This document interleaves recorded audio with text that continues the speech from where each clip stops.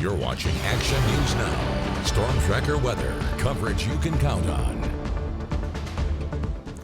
Now a live look over Butte County. This is the South Oroville camera from the Alert California camera system.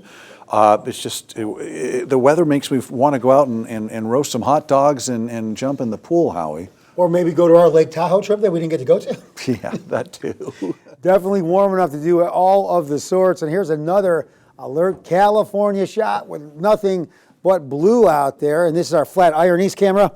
And that is in Butte County looking off towards the northeast. Look at those beautiful structures. You don't see those in downtown Chicago. Okay, pleasant evening. Now, been saying it all day, cooler, but because we're cooling down doesn't mean we're going to not remain on the hot side. Overnight tonight, maybe a few degrees cooler compared to last night, maybe dropping down into the low 60s or upper 50s in portions of the valley, and maybe just a couple degrees cooler in the higher ups as well, with sometimes just dropping into the mid 40s in those higher elevations. But then tomorrow, we warm right back up. Remember, our average high this time of year is 80, average low about 50, and I'm talking valley.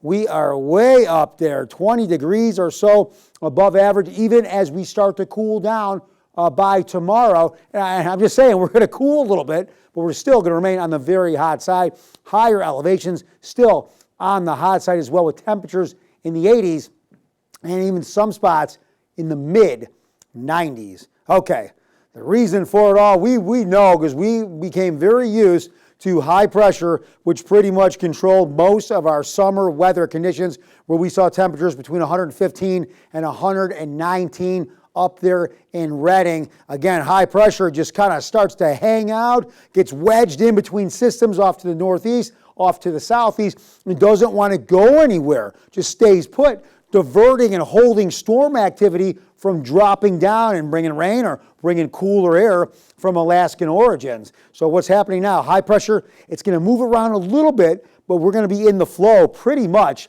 the rest of the forecast period. Now, I said it earlier, what's going to happen by the end of the weekend, there will be storms starting to move a little closer from up there, from Alaskan origins. Not going to move into Northern California.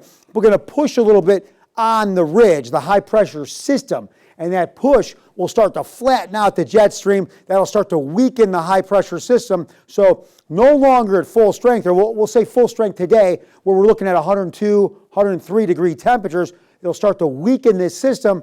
We'll start to see temperatures dropping into the upper 90s and the mid 90s. So even as we cool, we're going to remain above average and stay pretty much on the hot side. Here's the cool down I talked about. Okay, so we drop into the mid to upper 90s, but a week from now, hey, eventually we get down to 90. But remember, 90 degrees is still 10 degrees above average for this time of year, and really still on the hot side. So more summer ahead, Alan. All right, thanks, Howie.